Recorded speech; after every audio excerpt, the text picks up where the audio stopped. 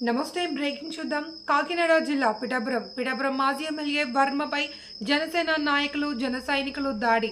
గొల్లప్రోలు మండలం వన్నెపూడి గ్రామంలో ఘటన. ఈ దాడిలో పూర్తిగా ధ్వంసమైన మాజీ ఎమ్మెల్యే వర్మ కారు. వర్మ త్యాగానికి ప్రతిఫలంగా జనసేన నాయకులు దాడి చేయించారు అంటున్నారు పలువురు. వర్మకు ఇంకా అంతా కర్మే అంటున్న పలువురు నేతలు.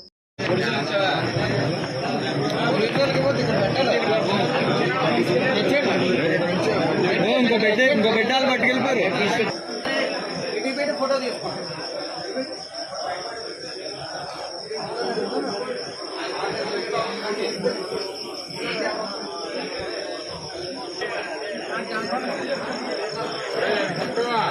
చెప్పాను.